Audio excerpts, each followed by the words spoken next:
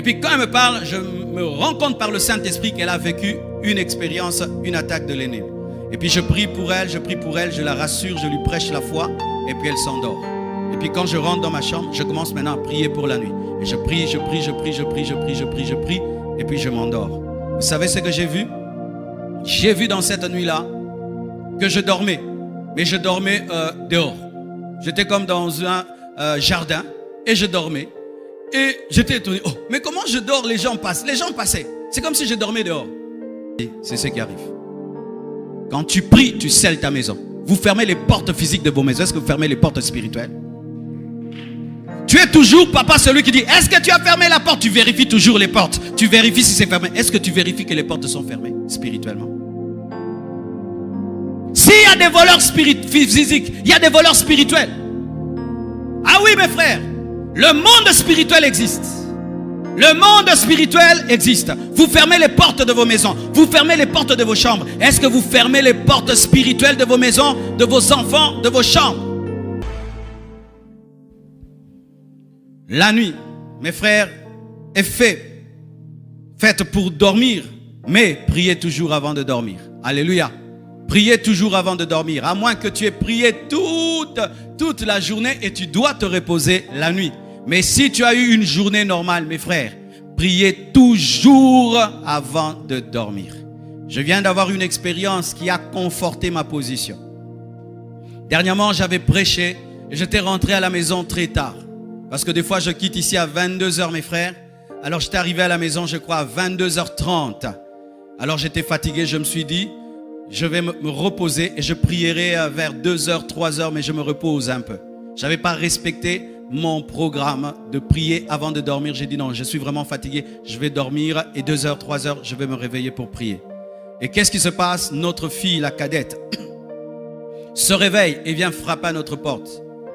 Qu'est-ce qu'il y a? Oh, j'ai entendu une voix. Où? Une voix dans ma chambre.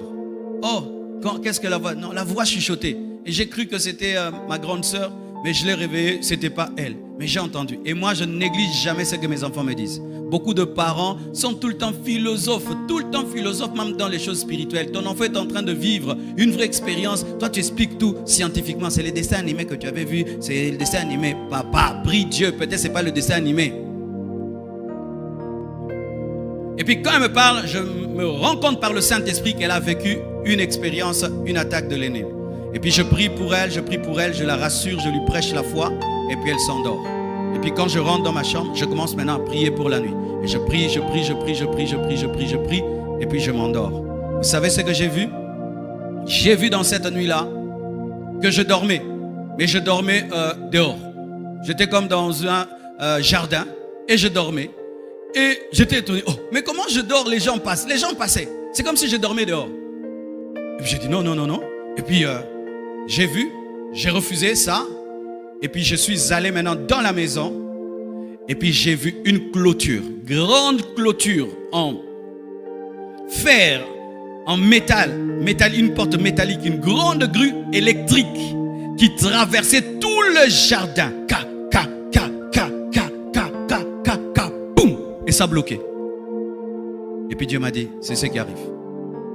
Quand tu pries, tu scelles ta maison. Vous fermez les portes physiques de vos maisons. Est-ce que vous fermez les portes spirituelles? Tu es toujours, papa, celui qui dit, est-ce que tu as fermé la porte? Tu vérifies toujours les portes. Tu vérifies si c'est fermé. Est-ce que tu vérifies que les portes sont fermées spirituellement? S'il y a des voleurs physiques, il y a des voleurs spirituels. Ah oui, mes frères, le monde spirituel existe. Le monde spirituel existe. Vous fermez les portes de vos maisons. Vous fermez les portes de vos chambres. Est-ce que vous fermez les portes spirituelles de vos maisons, de vos enfants, de vos chambres?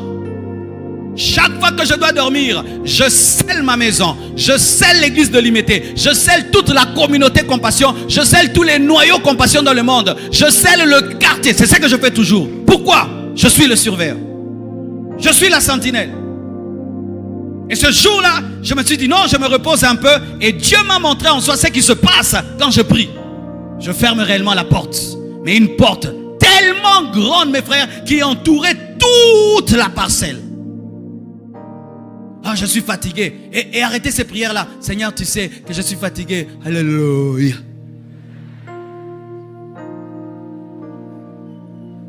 Alléluia. Arrêtez ces choses-là de prier endormi. Non. Parce que quand tu es endormi, tu peux croire que la porte de la cuisine est fermée alors que c'est seulement la porte du salon. Et quand tu pries endormi, tu ne vas pas bien fermer les portes. Soyez sérieux, tu te tiens debout et tu dis: je te consacre ma maison, je te consacre mes enfants, je te consacre cette nuit, je te consacre mon quartier, je te consacre mon église, je te consacre mes fils spirituels, je te consacre mon ministère. Celle, boum, boum. Et quand Dieu ferme, personne ne peut ouvrir. Quand Dieu ferme, personne ne peut ouvrir.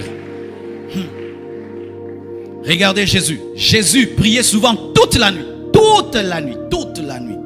La Bible dit cela. Prenez le verset. La Bible dit ceci. Dans Luc 6, verset 12. En ce temps-là, Jésus se rendit sur la montagne pour prier. Il passa toute la nuit à prier. Il passa toute la nuit à prier. Jésus faisait souvent des veillées. Des veillées. Mais toi, tu n'arrives pas même à prier 1 heure avant de t'endormir. Mais Jésus priait souvent toute la nuit. Alléluia.